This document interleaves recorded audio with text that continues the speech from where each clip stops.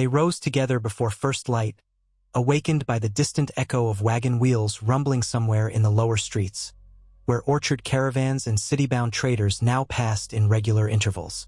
Jon Snow opened his eyes to a quiet hush in the chamber he shared with Margaery Tyrell. The single window let in a sliver of pale dawn.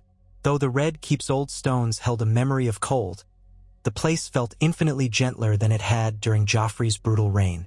6 months had slipped by since the Orchard Vow toppled that tyrant and seized King's Landing, forging a precarious peace with Tywin Lannister, a man who still lurked on the realm's periphery like a gathering storm.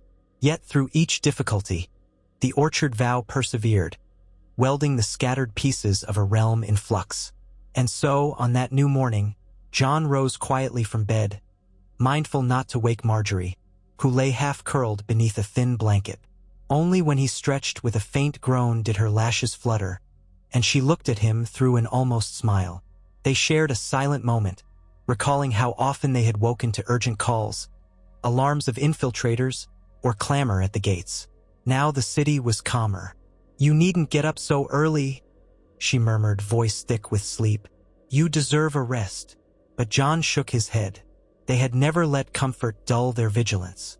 A realm that had come so far still risked backsliding if their watch faltered. Margaery sighed softly, pushing a stray lock of hair from her face. "I'll join you then," she said, and rose with her usual quiet grace. The old challenges of war had given way to new ones of governance, each day demanding fresh attention. A short while later they left the chamber and descended narrow steps to a corridor overlooking the keep's inner gardens. Dawn light streaked the sky, revealing rooftops in hazy pink. Nearly every morning, Jon liked to do a circuit of the walls, ensuring all watch posts reported no trouble from Tywin's forces beyond the Trident. In the courtyard below, orchard men prepared to mount their horses, the clang of bridles muted by distance. City folk bustled in the emerging light, carrying baskets of produce from the orchard caravans to the distribution squares. Once, the capital had braced at the very sight of armed men, but the Orchard Vow's discipline had taken deep root in King's Landing, and the people, though cautious, had come to accept them. "We'll meet at the courtyard," Jon said to Margaery, voice pitched low in the hush. "I'll speak with Tarly's new watch captains about last night's infiltration attempt. You might see to Lady Olenna's arrival." Margaery raised an eyebrow. "My grandmother arrives today, does she?" Jon exhaled, nodding. "Raven said her party reached the Rose Road. She'll be in by midday. Likely she'll scold us for some oversight. But it's good to have her watchful, I hear again." Margaery smiled fondly. Indeed, Lady Olenna Tyrell remained a force unstoppable by age or distance, especially when it came to preserving the Orchard Vow's moral spine.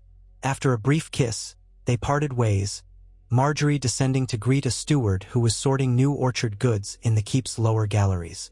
Meanwhile, Jon passed 2 orchard knights standing guard at the broad doors, exchanging curt nods of acknowledgement. Outside, a fresh autumn breeze swept in. The city's broad avenues were already dotted with laborers. In the distance rose the faint clang of blacksmith hammers.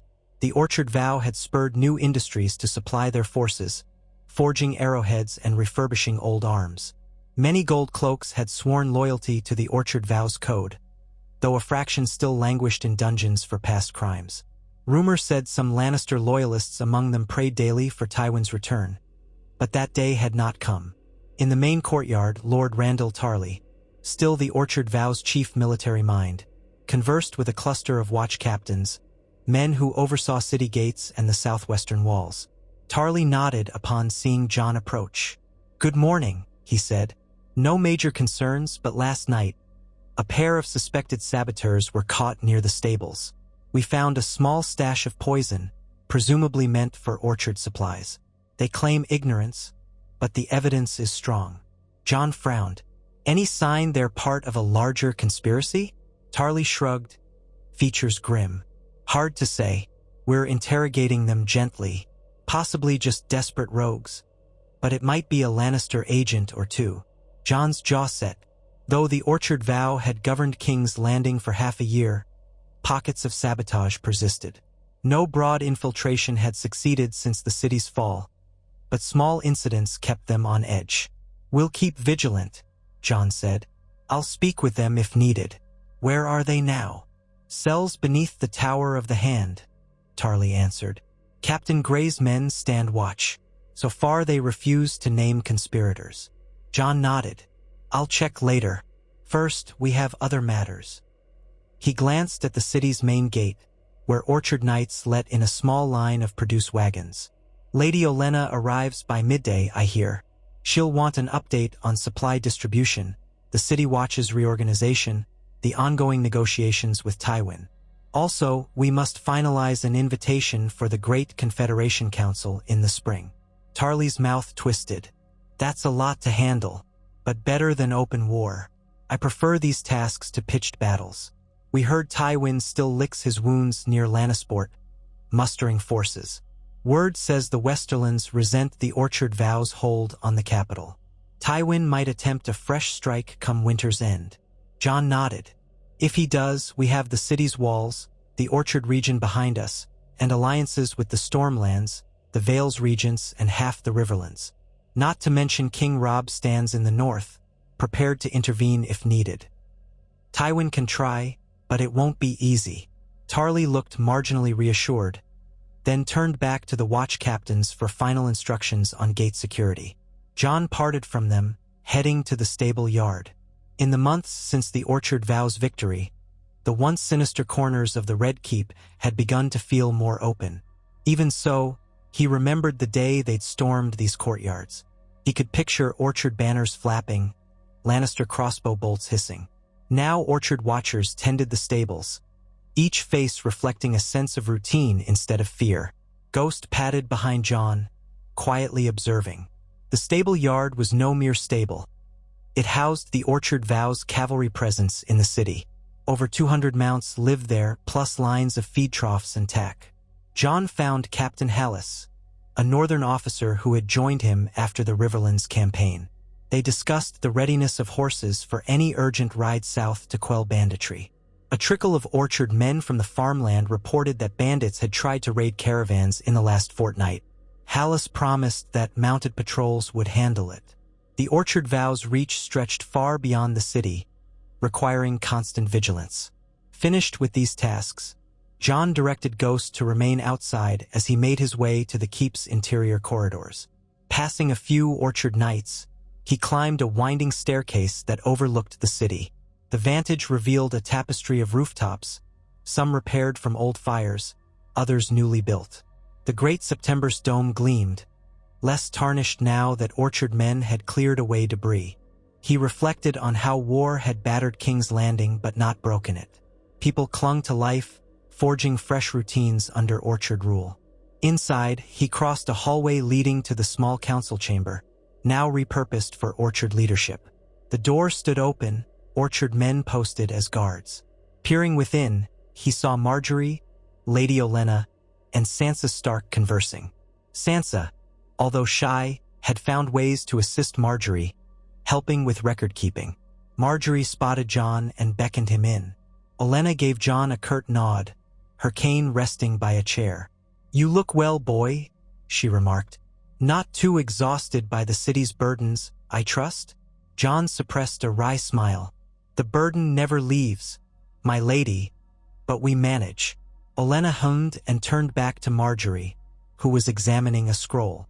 "Your grandmother arrived just an hour ago," Margaery explained.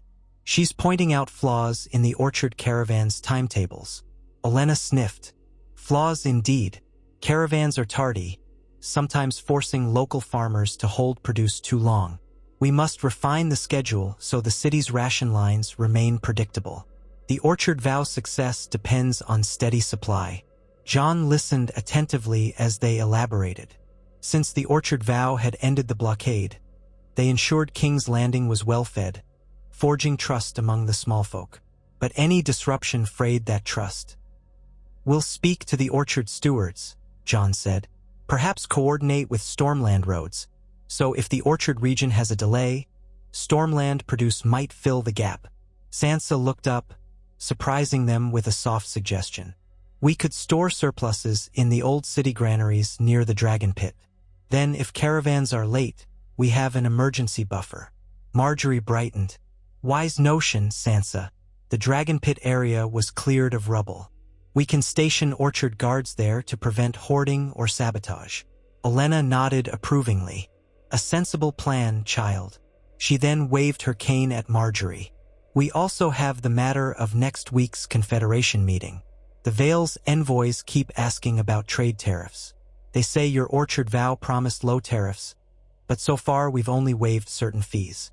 We risk accusations of double standards. Margaery sighed. Yes, that must be resolved. Our orchard vow overcame tyranny, but we can't let finances slip. We do rely on tariffs to fund the City Watch. Let's schedule a session with Vale envoys. We'll refine new rates. Sansa, perhaps you can help compile comparative data of orchard-produced costs. Sansa nodded, a faint flicker of pride in her eyes. She had blossomed from a frightened captive to an eager assistant, though nightmares still haunted her. Each day she found small ways to reclaim a sense of purpose. They spent the next half-hour drafting notes on caravan logistics, tariff adjustments, the new distribution plan for granaries. Then Olenna requested a brief recess, muttering that her old bones needed rest. She ambled away, guided by orchard knights. Margaery suggested to Sansa that they meet again in the late afternoon. Sansa departed as well, leaving Margaery and Jon alone in the chamber's hush. Margaery sank onto a wooden bench with a sigh. We handle day-to-day crises so often, I forget there's a larger realm beyond these walls. How fares Tywin's camp, or Dorne, or the Iron Islands? Jon joined her, placing a reassuring hand on her shoulder. Still quiet. Tarly says Tywin keeps a token force near Riverrun, possibly hoping to retake the west.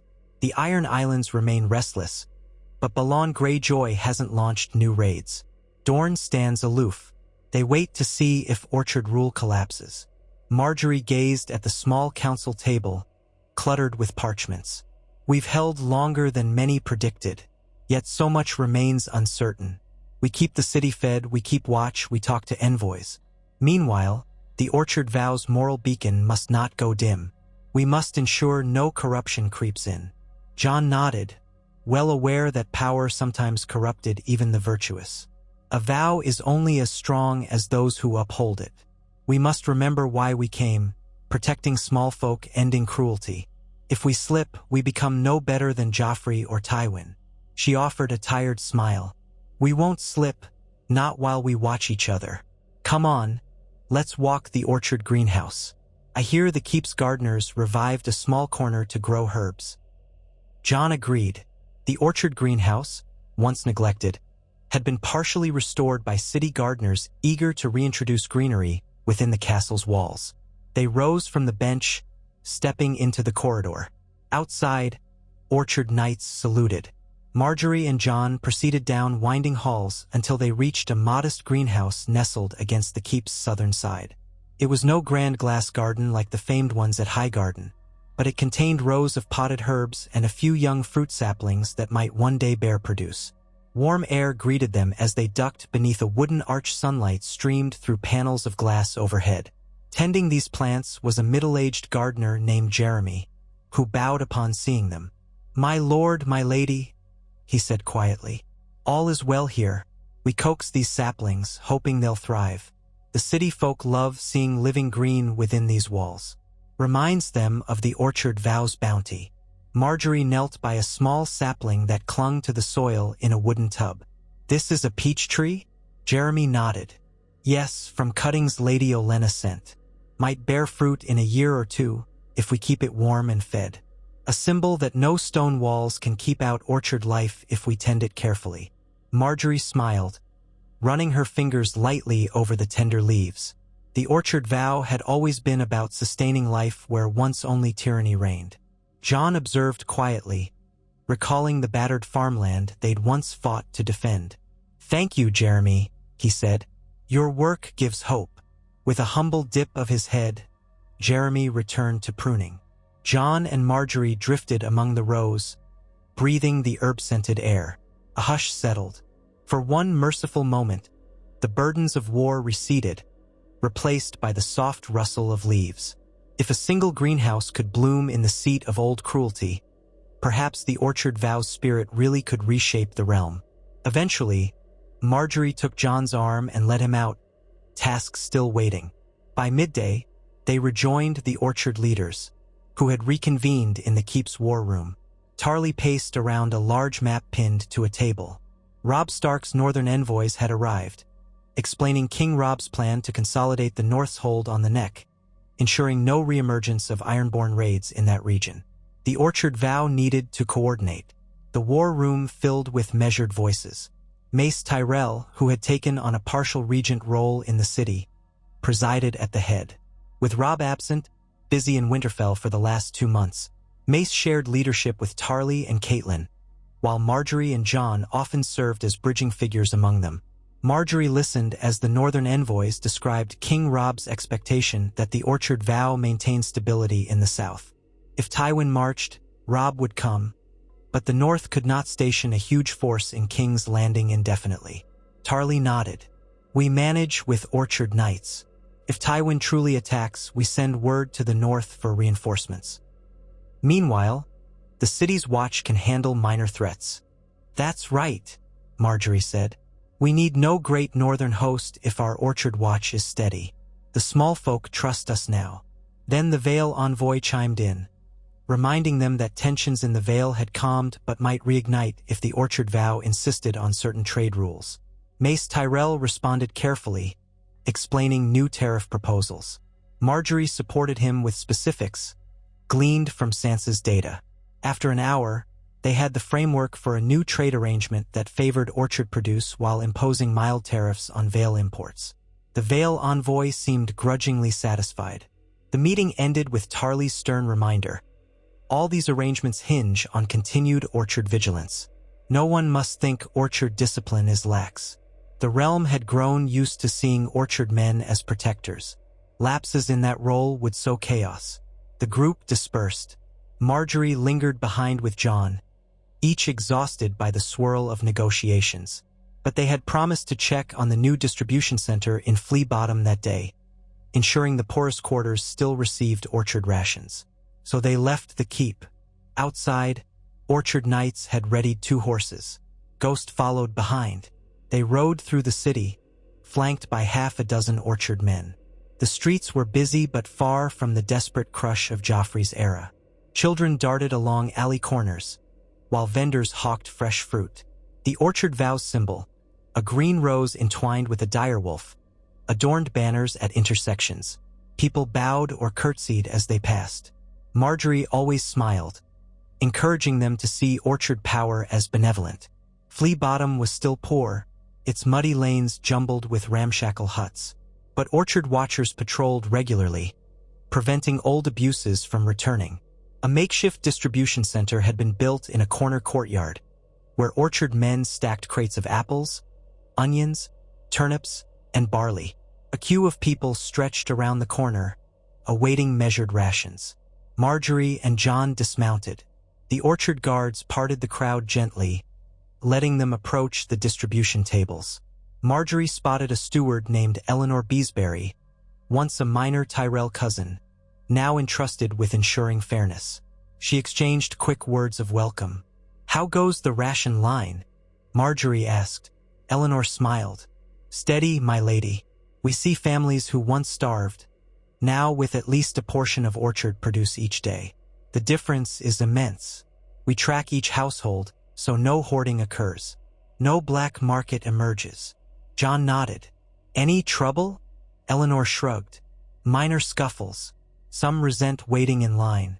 But orchard guards keep calm. The people are mostly grateful." Margaery turned, scanning the line. A mother cradled a child, receiving a small sack of apples. An old man with a cane smiled wearily as orchard men handed him barley for his pot. Though the city was not suddenly prosperous, these scenes spoke of dignity returned. "Let's speak with them," Margaery murmured to Jon. They walked the queue, exchanging brief words of encouragement. Some recognized Margaery from her announcements in the Great September. Others peered at Jon's face in awe. This was the northern warrior who had helped dethrone Joffrey. One elderly woman even clasped Jon's hand, tearful, whispering that Ned Stark would be proud. He swallowed, nodding humbly. After ensuring no pressing issues, they mounted again and rode back, hearts heavy with the awareness that so many families still struggled. Yet the Orchard Vow's presence kept them from starving, offered a path forward. On their return to the keep, an Orchard Knight intercepted them at the gate, reporting a messenger from Storm's End had arrived, requesting an urgent audience. They proceeded inside to find this messenger in the keep's foyer, trembling from fatigue, dust caked on his boots. A Stormlander, by his accent, he bowed stiffly, then explained that pockets of ex-Renly loyalists had begun feuding with Stannis's men along the coast. Some sought Orchard Vow assistance, or else hostilities might spark anew. Margaery sighed. The Orchard Vow had promised an alternative to endless warfare, yet the realm's old grudges simmered. She escorted the messenger to a small side chamber, where Tarly joined them. The messenger pleaded for Orchard arbitration, claiming the Orchard Vow had the moral authority to mediate. Stannis remained a threat, still claiming the Iron Throne from Dragonstone, though he lacked the support to press war. Meanwhile, Storm's End sat uncertain, torn between Orchard alliances or possible fear of Stannis's future wrath. After hearing him, Tarly confirmed the Orchard Vow would send an envoy to the Stormlands, urging calm. Possibly they could broker an agreement that left the Orchard region free from another front of war. Margaery offered the messenger a safe place to rest. Satisfied, he collapsed from relief, promising to guide Orchard envoys to the feuding factions. By day's end, Margaery felt mentally drained. She retreated to the keep's corridors, seeking a breath of quiet. Eventually she found Jon near an arched window, reading a parchment from Tarly about city defenses. He looked up, sympathy in his eyes. They stepped aside, exchanging a few words about the new Stormland crisis. "We must send an envoy soon," Jon said. "We can't let old Baratheon loyalties ignite. If Orchard presence stabilizes the Stormlands, it spares the realm more chaos." Margaery nodded, pressing her lips together. "I'll volunteer to go if Father agrees. A short trip, maybe with Orchard Knights. Calm them, reaffirm our vow. Or if that's too dangerous, we send Tarly or a lesser lord." Jon frowned. "I hesitate to see you travel in uncertain territory, but your voice might carry more weight. You're the Orchard Vow's rose, after all." She smiled wryly. "A burden I accept. Let's see how the Orchard Vow can quell these feuds before they fester."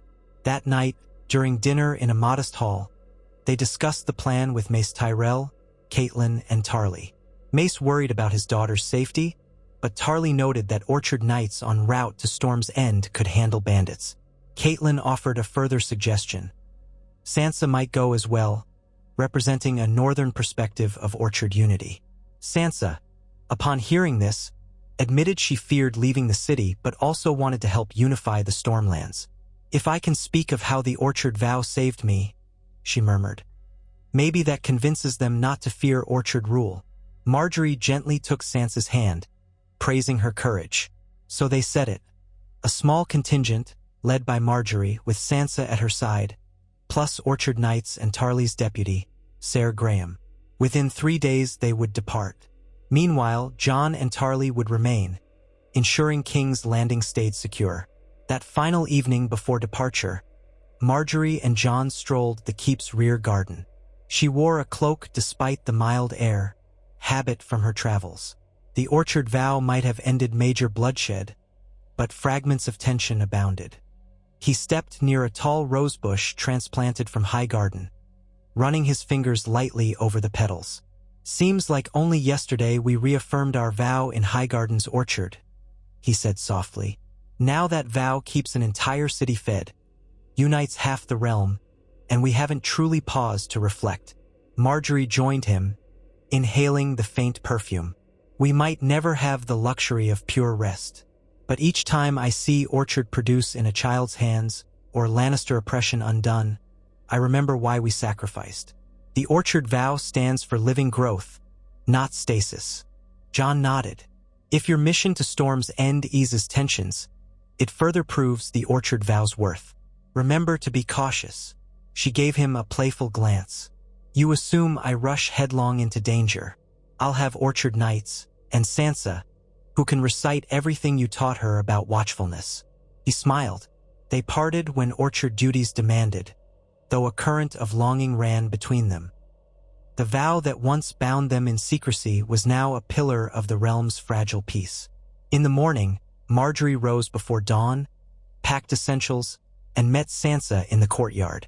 Sansa wore a traveling cloak of gray, orchard men in matching livery forming around them. Ser Graham, Tarly's deputy, prepared 15 knights to ride. Margaery clasped Jon's hands briefly in farewell. "Look after the city," she whispered, and he pressed a tender kiss to her forehead. "Return safe. The orchard vow remains incomplete without you." She swallowed emotion, then swung onto her mare, Evening Star. Sansa mounted a less imposing horse, looking anxious but determined. With orchard banners fluttering, they rode out the southern gate, the same gate orchard caravans used, leaving behind the city's walls as dawn tinted the horizon in rose gold. It felt odd for Margaery to watch King's Landing recede.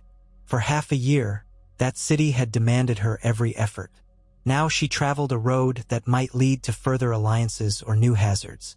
The orchard vow's future might hinge on how the Stormlands responded. During the ride, orchard knights kept watch for brigands, but all was quiet. They passed farmland that had begun to recover from war's ravages, orchard caravans occasionally crossing their path.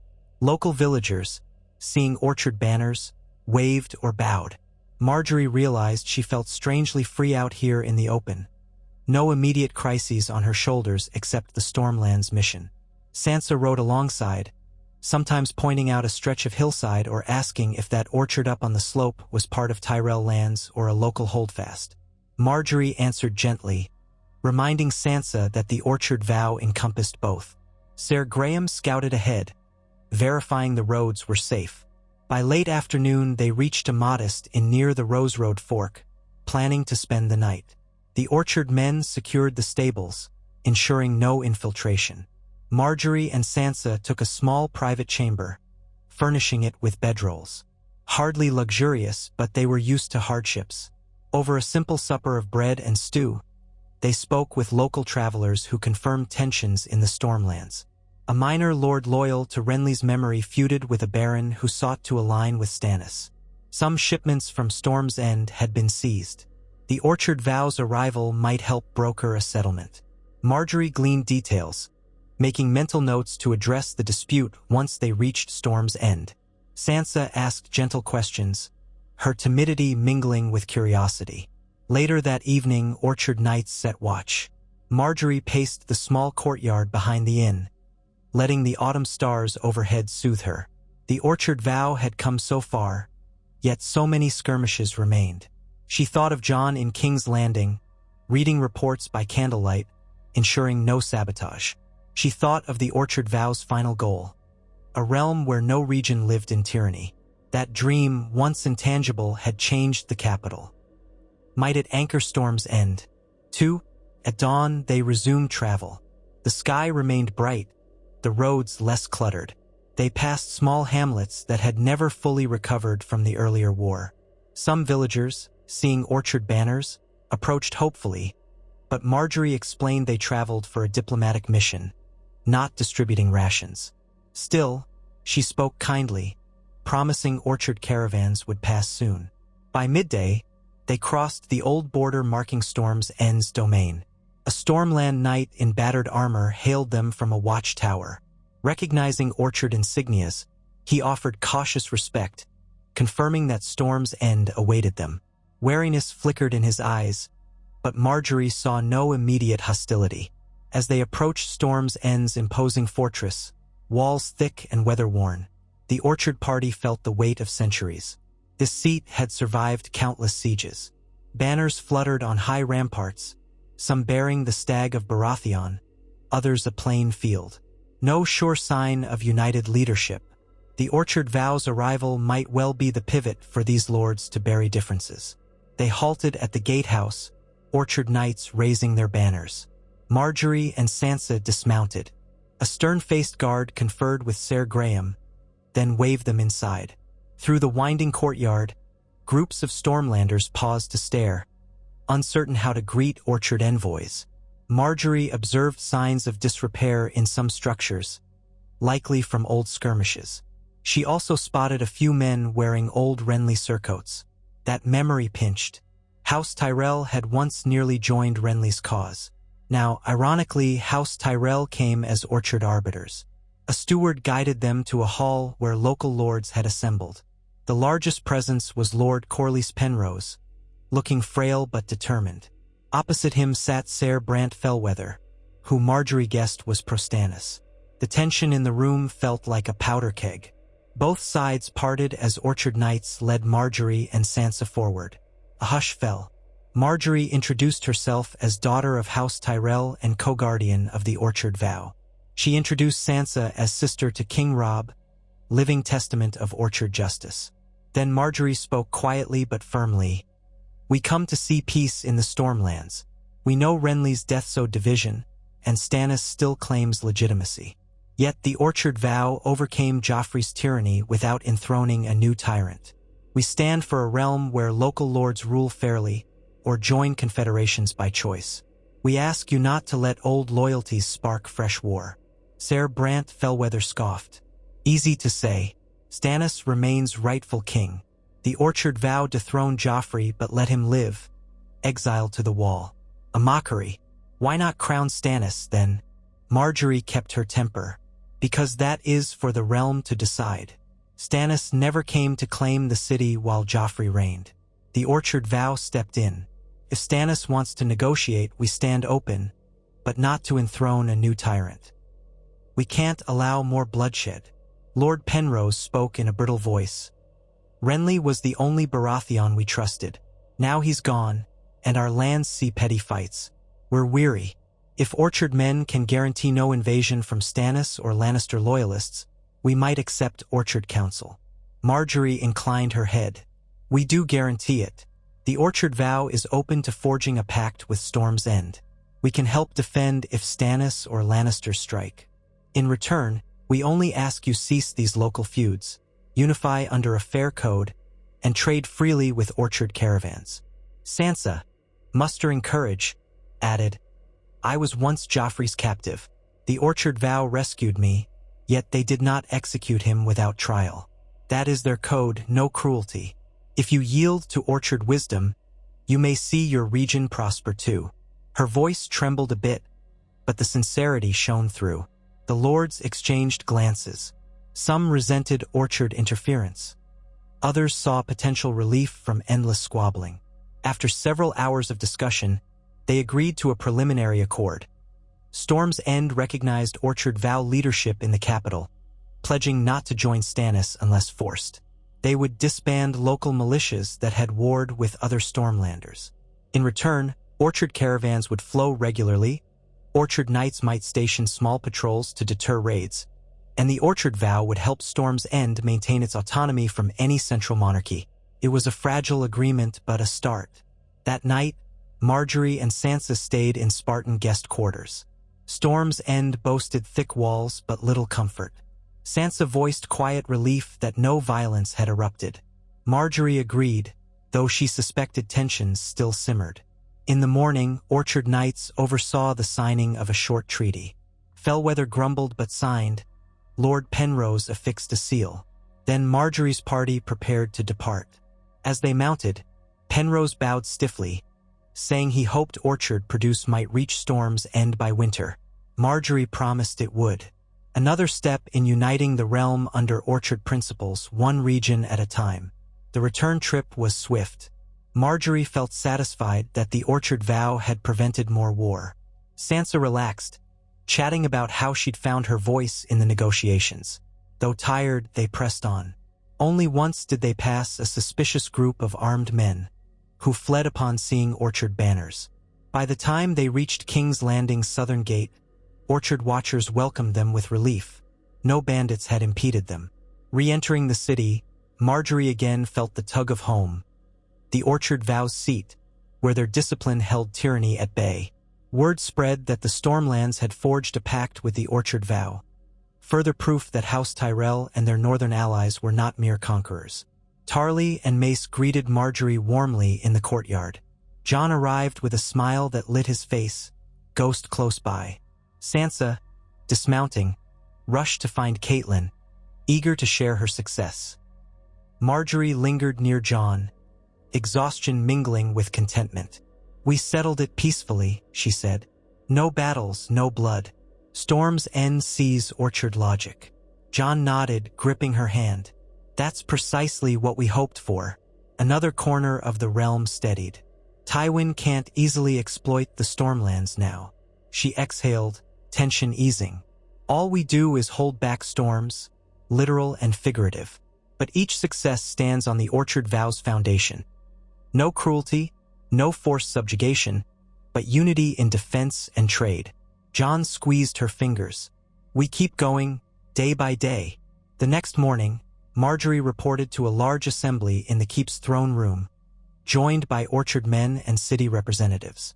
She recounted her Stormlands mission, read the treaty. Applause echoed.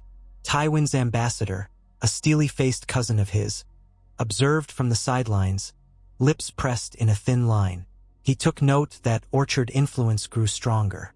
The Orchard Vow had no illusions. Tywin might test them yet again. But for now, the city breathed easier. More Orchard produce arrived.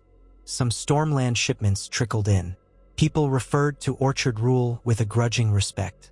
Summer drifted into a crisp autumn, each day weaving Orchard values deeper into the city's fabric. By the time the leaves turned gold on faraway orchard slopes, Margaery and Jon walked each evening in the keep's replanted gardens, tended by Jeremy the gardener. The greenhouse thrived, tiny peach buds forming on the saplings. "A year or two more," Jeremy insisted, "and we'll taste orchard peaches right here." Margaery smiled, content. The Orchard Vow had turned a capital from horror to renewed growth. Sansa grew in confidence, often assisting Margaery. On certain afternoons, they visited small folk who once barely survived under Joffrey's tyranny, now living in modest security. Meanwhile, Tarly kept the watch strict, punishing any Orchard knights who lorded power over civilians. The Vow's discipline allowed no abuse. In this way, they prevented corruption from rotting their cause. Then, near the year's end, as chill winds signaled winter's approach, a fresh word arrived from Tywin's domain. An envoy brought overtures of a more formal peace arrangement. Tywin, seeing Orchard alliances expand, might have decided a direct confrontation was unwise. Tarly relayed that the envoy proposed a meeting on neutral ground. Mace Tyrell, thoughtful, decided such a meeting might end any lingering threat. If Tywin recognized Orchard authority in the capital, the realm might see genuine stability. Robb, from the north, signaled cautious support. Margaery and Jon joined a war council to discuss the invitation. Many Orchard men distrusted Tywin's sincerity, but the Orchard Vow had no interest in perpetual war. They agreed to respond, setting a site along the crossroads near an old holdfast. Tarly would lead a strong Orchard contingent to ensure safety. Margaery and Jon would attend, representing Orchard governance. Should Tywin attempt betrayal, Orchard knights would defend them. So it was settled. Weeks later, they marched from King's Landing with 200 Orchard cavalry, plus a few wagons of supplies. Lady Olenna insisted on staying behind, calling the entire parley a foolish risk. But Margaery felt no choice. She assured her grandmother they would keep vigilance. The Orchard Vow did not cower from diplomacy. The weather grew colder. Hoarfrost rimed the roadside grass. Sansa and Catelyn remained in the city, continuing Orchard tasks, while Margaery, Jon, Tarly, and Orchard men pressed north, crossing the same roads once trodden by battered armies. Huts and small hamlets re-emerged, many now bearing Orchard flags by their doors, signifying support or just respect for the vow that fed them. After a week, they reached the designated site, a broad clearing near a disused stone holdfast. Tywin had pitched a camp of perhaps 300 men. The Orchard Vow set up camp on the opposite side, ensuring a neutral gap between. Tent flaps snapped in a biting wind. Tarly arranged perimeter guards, anxious about ambush. Margaery and Jon tried to keep hearts steady. That evening, Tywin's herald delivered terms for the parley. Next morning, each side would meet in the holdfast's courtyard, unarmed except for minimal bodyguards. The Orchard vow accepted, though Tarly bristled. He posted Orchard archers out of sight but near enough to intervene if needed. Dawn arrived under iron-gray clouds. Margaery wore a warm cloak, Orchard men at her back. Jon donned leathers, sword left behind except for a small dagger hidden at his ankle. Tarly accompanied them with a half-dozen Orchard knights, eyes alert. From Tywin's camp, a similar group emerged. Tywin, stern in posture, golden hair streaked with silver, advanced without flourish. Around him stood a handful of Lannister guards bearing that crimson lion. The holdfast courtyard was ringed by crumbling walls, a silent witness to old wars. Each side halted in the center, a mere 10 paces apart. Tywin assessed Margaery with a gaze like a measuring blade, then glanced at Jon. "We meet again," he said, voice low. "Without city walls or thousands of men to overshadow us, let's see if Orchard courtesy endures." Tarly stiffened. Margaery stepped forward calmly. "You proposed negotiations. We accepted, seeking peace. The Orchard vow has no desire for endless war. If you do not challenge Orchard rule in the capital or our alliances, we might reach accord." Tywin's mouth tightened. "We want no illusions. The Orchard vow dethroned my grandson, exiled him to the wall, and upended half the realm's order. Do not feign innocence." Jon's chest constricted. Joffrey was tried lawfully. He was found guilty of murder and tyranny. We spared his life. That was Orchard mercy. Tywin's gaze flicked to Tarly. "Yes, a mercy that you exiled a king. He was a fool, but my family honor remains.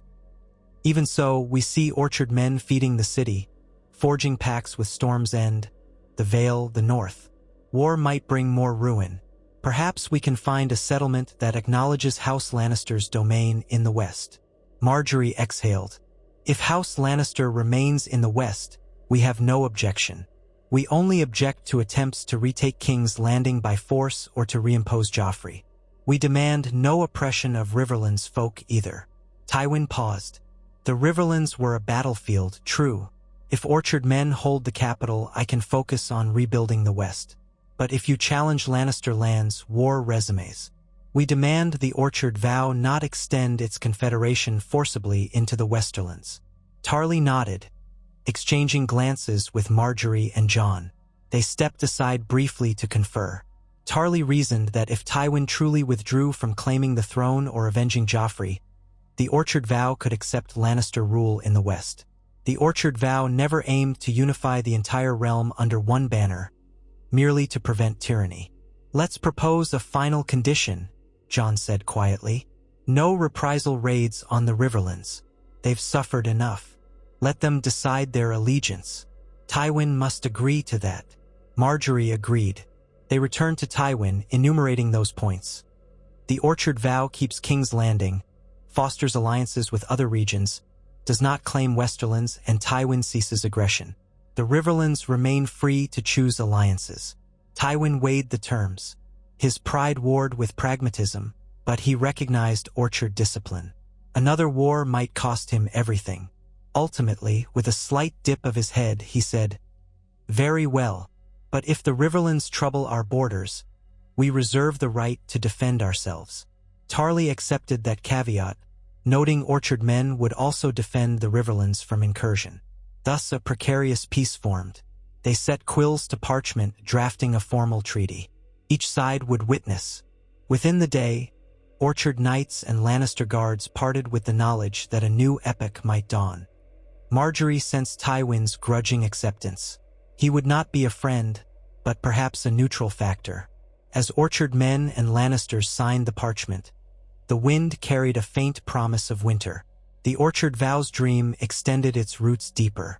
By sunset, the Orchard vow had said their formal farewells, each side withdrawing to respective camps. Margaery, bone-tired, reflected by the campfire with Jon. They'd spent so long entangled in war's coils. Now it seemed they had brokered the realm's broad peace, or at least a truce that might last. "If Tywin keeps his word," she murmured. "The Orchard vow secures the south, the capital, the north stands strong and Dorne stands aloof, but no open war. We might have ended the conflict that began with Robert's death." Jon gazed at the stars overhead. Ned Stark's murderer dethroned, Tywin's aggression halted, the Orchard vow forging trade alliances. "We came a long way. So many doubted us." She nodded, leaning her head against his shoulder. "They doubted a northern bastard and a Tyrell rose could reshape the realm. But the Orchard vow was always bigger than us. We simply carried it." He wrapped an arm around her. "Yes, and now the Orchard vow stands triumphant. We still must watch for subtle threats, but at least the realm breathes free of constant terror." They fell silent, letting the night's hush cradle them. The Orchard vow had turned a savage war into a fragile confederation of regions. Another day's sunrise promised renewed tasks, but for this single moment, they savored the fruit of their labor. In the months that followed, King's Landing stabilized further. Lady Olenna guided Mace in reorganizing finances, ensuring Orchard caravans funded city improvements. Streets once choked by filth were cleaned, a modest city watch academy established. Sansa journeyed north at last, tearfully bidding Margaery farewell. The Orchard vow thrived. No tyrant on the throne, no forced monarchy. Each region charted its own course. Tywin, true to his word, turned inward to rebuild the Westerlands. Letters from the Iron Islands indicated quiet. Stannis lingered on Dragonstone, but with no mass support. The Orchard vow's code of discipline prevented any internal corruption from gaining a foothold. Freed from daily crises, Margaery and Jon at last found time to stand back and see the Orchard vow's influence. The greenhouse in the Red Keep bore fruit. Tiny peaches, claimed by Jeremy with glee. The city's small folk ate orchard produced daily, children healthy again. The roads were safer, bandits fewer. In the Orchard vow's second year of rule, a final great council assembled in King's Landing. Lords from Dorne, the Vale, the Reach, the North, and even the Westerlands sent envoys. All recognized Orchard stewardship of the capital. Margaery presided at the dais, Jon by her side, Tarly at her back. Together, they ratified the Confederation Charter. Each region governed locally, allied under Orchard principles. No single king reimposed. Freed from the cycle of top-down tyranny, the realm discovered new forms of unity. Lords parted with cautious optimism. Some whispered it was only a matter of time before old rivalries flared. But for the moment, Orchard discipline gave no cause for new wars. At last, Margaery and Jon found a day to themselves. Deep in the keep's orchard greenhouse, they walked between rows of peach saplings that had grown taller, some bearing small but sweet-smelling fruit. Jeremy fussed over them, urging careful picking. Margaery plucked one peach, offering it to Jon. He bit into it, smiling at its tang. "A taste of High Garden," he remarked. She nodded, remembering how the Orchard vow began with her father's letter, suggesting an alliance with a northern bastard. The vow had carried them through unimaginable trials. "We did it," she said quietly. "We kept the Orchard vow alive, protected these lands, ended tyranny." Jon offered her the half-eaten peach. She took a bite, savoring the juice. "The Orchard vow might never be finished," he observed, "but we can say we guided it to bloom." She swallowed, tears prickling her eyes. "Then let us stand watch forever, so no cruelty takes root again." He leaned in, pressing a gentle kiss to her lips, peach flavor mingling between them. In that hush, they could almost forget the endless responsibilities, finding solace in each other's warmth. The Orchard vow was neither a monarchy nor a fleeting rebellion. It was a living testament that hope and decency could uproot even the darkest thrones. They parted from the greenhouse to rejoin the keep's daily bustle, peach in hand, laughter faint on their lips. Over the next year, Orchard watchers patrolled the roads. The city's markets bustled with trade from the Stormlands and the Vale, and local lords in the Riverlands found relief from war. Tywin Lannister never again marched on the capital. he grudgingly accepted orchard rule, focusing on wealth in the West. A new normal emerged: confederated regions, orchard caravans uniting them, while King's Landing served as a symbolic heart of orchard principle. Some called it the Orchard Confederation. Others still scoffed, claiming the orchard vow's moral code was naive. But day by day, cynics saw results: food, fairness, an end to random brutality. A generation grew up recalling the orchard vow's discipline, not Joffrey's monstrous reign. On one brisk autumn afternoon, Margaery climbed the Red Keep's highest turret, gazing out across the city's sprawl. Leaves of the orchard shipments turned the squares into scenes of color.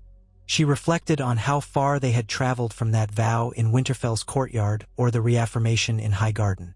She wondered if the realm might remain stable another century or if strife would one day return.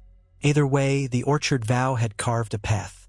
From behind, Jon approached, wearing a smile. "Tarly says the Riverlands are quiet, Tywin stirs no trouble, and even Stannis hasn't made a move in months. Could we dare call it true peace?" She leaned against him, letting the breeze tousle her hair. "True peace might be an illusion, but we've given them a chance. The orchard vow stands. That's worth more than anything we dared imagine." He wrapped an arm around her. They stayed there, letting the panorama of a realm in cautious harmony fill their sight. North and south, orchard and wolf, Rose and direwolf entwined, forging a new era. No monarchy commanded them from that ugly iron throne. Instead, orchard men and local councils shaped policy. Hardly perfect, but infinitely better than cruelty. In time, the orchard vow became legend, a story of how a bastard from Winterfell and a daughter of Highgarden overcame tyranny with a single vow to feed and protect. To those living in a realm once shredded by war, the orchard vow's governance felt like a miracle. People no longer cowered at night, bracing for gold cloak raids or Joffrey's sadistic whims. Instead, orchard watchers patrolled, ensuring each alley was safe. Each farmland had recourse if raiders threatened. But Margaery and Jon never let illusions lull them. They patrolled the city themselves, each day or so, greeting folks, listening for rumors. Twice they uncovered infiltration attempts by ex-Lannister zealots. Twice they thwarted them. Each time the Orchard Vows Code was tested, it held firm. If the saboteurs had starved peasants or burned caravans, Orchard discipline forced them to stand trial, the same justice that condemned Joffrey. Some Orchard men asked if they should punish such traitors more harshly, but Margaery refused. She recalled the vow's heart: no cruelty, no needless violence. So the Orchard Vow gave fair trials, sentencing convicts to labor or banishment. Over time, fewer infiltration attempts occurred. Meanwhile, the orchard produced trade expanded, fueling a modest prosperity that brightened King's Landing streets. The Great September thanked them in prayers, even if some septons worried about a realm without a single anointed king. Freed from absolute monarchy, the city discovered how to govern itself, with orchard watchers ensuring corruption did not creep back. Some said it was a new golden era. Margaery simply called it a reprieve from nightmares. In that reprieve, love thrived. Margaery and Jon found stolen hours in the keep's orchard greenhouse or quiet corridors. Each time they locked eyes, they recalled how the vow had grown from personal devotion to a shield for millions. Even Sansa, traveling back for visits from the north, remarked how the orchard vow's symbol, rose twined with wolf, had become a fixture in city squares. One mild spring day, Margaery and Jon presided over a festival in the city's main square, where orchard men distributed fruit. Children laughed, chasing each other among bright ribbons. Tarly recounted how such gatherings replaced the grim punishments that once plagued King's Landing. Folk whispered that no queen sat the Iron Throne, but Lady Margaery Tyrell and her orchard vow governed by reason, with no coronation, no crown. The orchard vow was intangible yet felt everywhere, from laws that prevented unscrupulous lords from exploiting peasants to the discipline orchard knights maintained. As the festival ended, Margaery spotted an old man humming a tune about orchard blossoms in winter. He stopped to thank her for the orchard vow's stewardship. She answered that it was not hers alone, but an entire confederation's choice to spurn cruelty. He bowed, tears shining. "My grandchildren will grow up in peace," he said. "All thanks to your orchard vow." Margaery felt her throat tighten, bowing in return. Jon joined her, hearing the old man's gratitude. They continued weaving through the crowd, each thank you or smile a testament to what they'd built. In quiet reflection later that evening, Margaery and Jon sat on a high balcony, gazing at the city lights.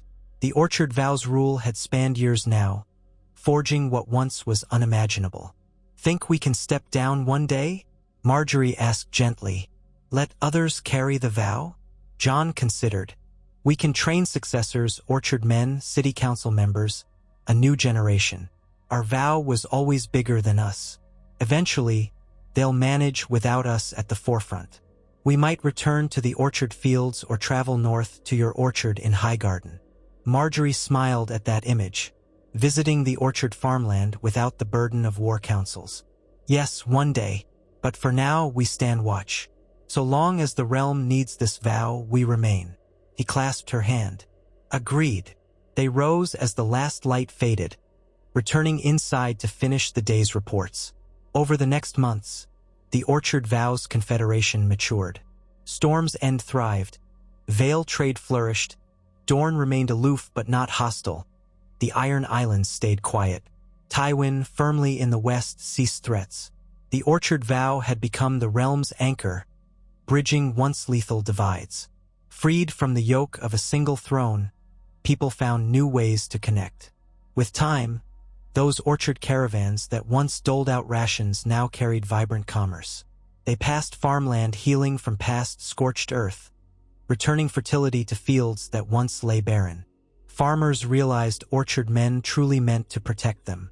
Great roads were safer than in living memory, patrolled by orchard watchers who enforced laws fairly. Indeed, rumors spread that orchard justice punished orchard knights themselves if they transgressed, earning the vow a reputation for impartiality. One evening, Margaery and Jon received an unexpected envoy from across the narrow sea. A merchant who had heard stories of a land freed from tyranny by an orchard vow.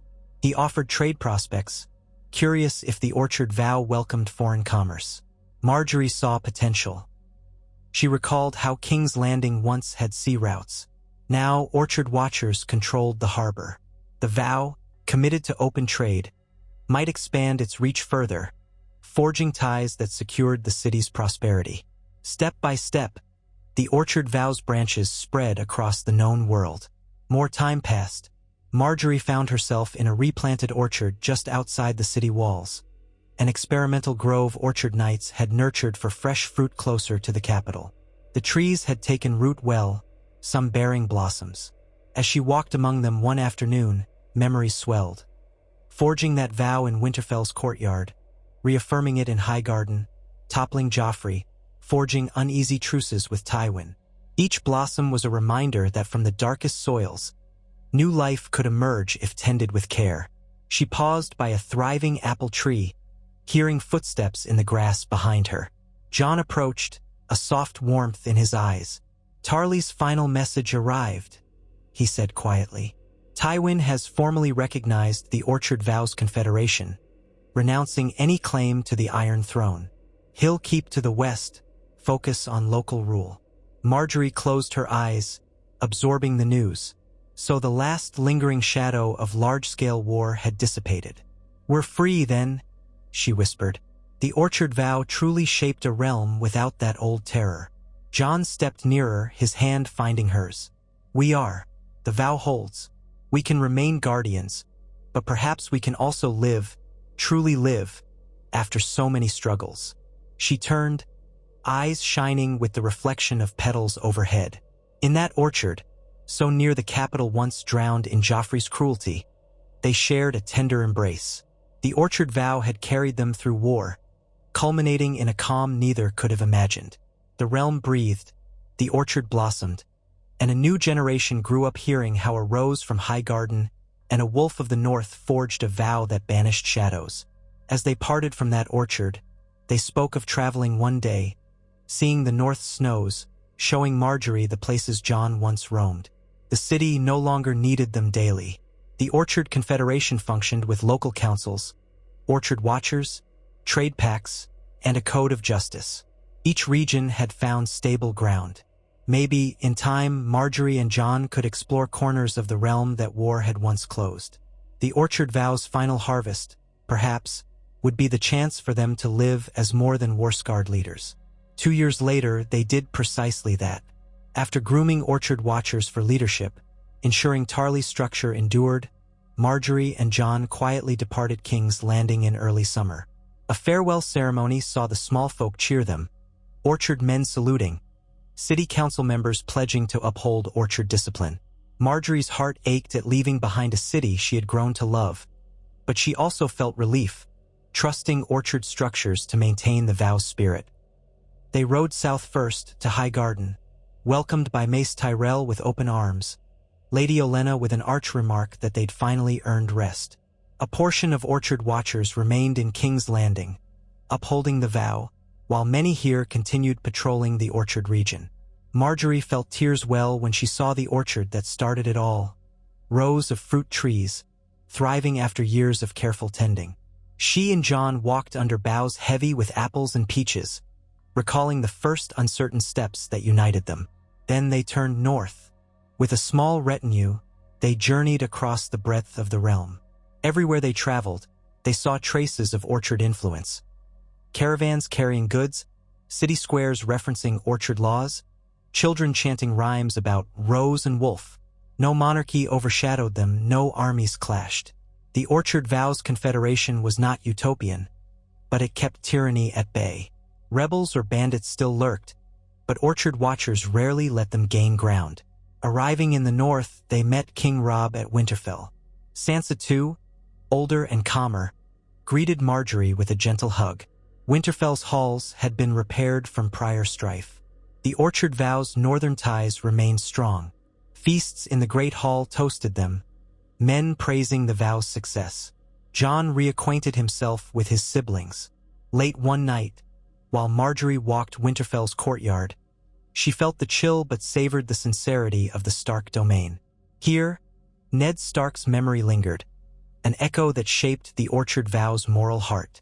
She realized how far her vow with Jon transcended mere politics. It had bridged Winterfell's snowdrifts and Highgarden's blossoms, kindled by love and sealed by shared ideals. Time wove on. The Orchard Vow continued shining. Tywin stayed in the west, never breaching the truce. Stannis eventually retreated from Dragonstone into obscurity, lacking support. The Iron Islands squabbled among themselves, ignoring orchard watchers who monitored the seas. Dorne remained aloof but traded peacefully. King's Landing thrived under orchard stewardship, no single throne overshadowing them, just a balanced confederation. Satisfied that the Orchard Vow endured, Margaery and Jon settled into a gentler life. They traveled between Winterfell and Highgarden, sometimes visiting King's Landing if the Orchard Council requested guidance. Their vow, once so fraught with war, became an emblem of hope for those who dreaded a return of tyranny. In the end, the Orchard Vow was never about one battlefield or a single king's downfall. It was a living promise that through discipline, kindness, and unyielding resolve, even the mightiest cruelty could be uprooted. People whispered for generations about the Rose and the Wolf who claimed King's Landing without crowning themselves, who exiled a monster king rather than slay him, who forged a confederation instead of a dictatorship. Some found it naive. Others rejoiced that, for once, power did not breed fresh tyranny. And so, in orchard-shaded fields, in city squares lined with orchard produce, in northern strongholds and stormland coasts, the vow's blessings spread. No perfect utopia, yet freer than the realm had been in living memory. The Orchard Vow's guardians themselves found contentment not in a throne room but in the hearts they had won. One final evening, years later, an older Margaery and Jon stood on a ridge above the orchard region, gazing at the endless rows of fruit trees in bloom. The sun set behind them in a blaze of orange and pink. They said little, for words felt small against the vastness of what they'd done. Their Orchard Vow had reshaped a realm, saved multitudes from torment, and forged a new chapter in Westeros' story. Jon gently touched Margaery's hand. She turned, seeing in his eyes the same quiet determination that once guided him to dethrone Joffrey. She recalled every heartbreak, every triumph. "Always," she whispered, and he echoed the word with a faint smile. They faced the orchard's horizon, letting the sun's dying light wash over them. In that glow, the orchard vow remained an unbreakable thread binding north and south, lords and small folk, all who yearned for a realm without tyranny. That vow had grown beyond them, an enduring promise that never again would cruelty reign unchallenged. And so, as twilight claimed the sky, the rose and the wolf found peace in the orchard's embrace, content that their promise had truly borne fruit.